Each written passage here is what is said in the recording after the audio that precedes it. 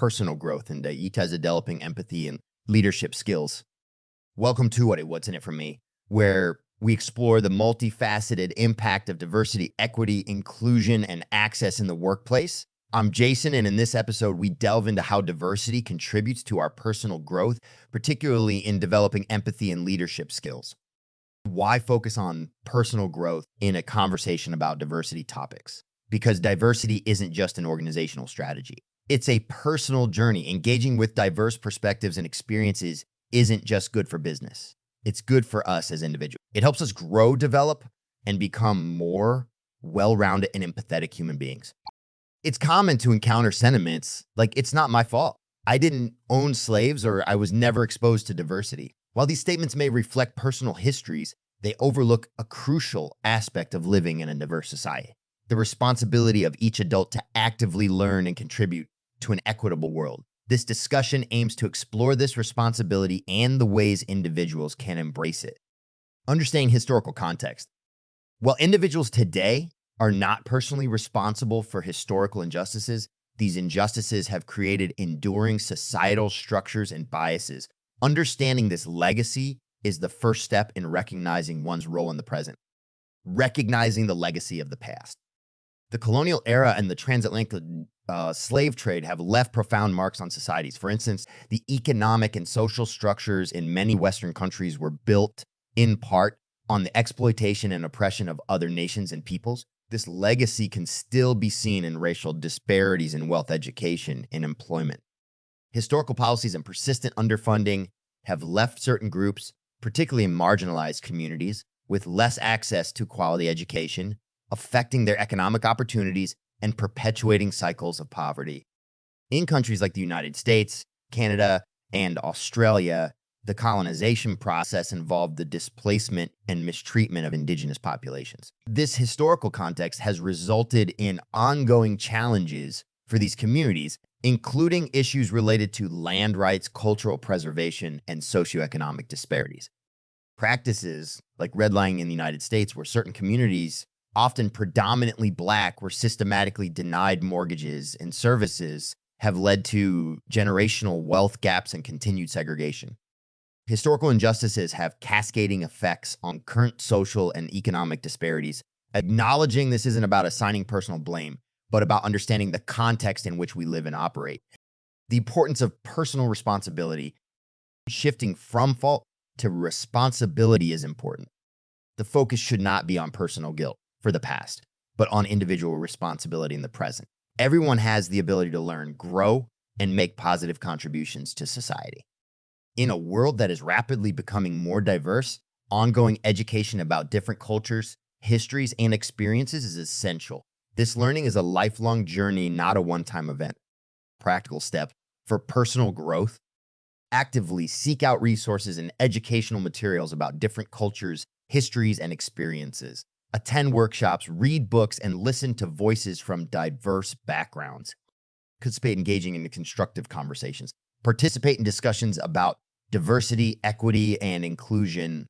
Approach these conversations with openness and a willingness to listen and learn. Everyone has biases. The key is to recognize and work through them. Reflect on your assumptions and attitudes and be open to challenging them. Let's talk about empathy. Empathy is the ability to understand and share the feelings of another. It's a critical skill in today's diverse workplace. Diversity initiatives expose us to a range of experiences and viewpoints different from our own, challenging us to see the world from multiple perspectives. This exposure naturally develops our empathy, enhancing our ability to connect with colleagues, clients, and stakeholders from diverse backgrounds. Consider the story of Sarah, a manager at Green Solutions, an environmental consulting firm. Through her active participation in the company's diversity initiatives, Sarah developed a deeper understanding of different cultural sensitivities and communication styles. This knowledge transformed her approach to team management. She became more empathetic, which in turn made her a more effective leader. Her team's performance improved as members felt more understood and valued. Sarah's experience highlights how diversity can foster key leadership qualities like empathy and inclusiveness. But it's not just about empathy. Diversity initiatives also cultivate leadership skills. Leaders who understand and value diversity are better equipped to manage diverse teams, drive innovation, and foster a culture of inclusivity. They're adaptable, open-minded, and able to navigate the complexities of a global workforce. Shifting from fault to responsibility.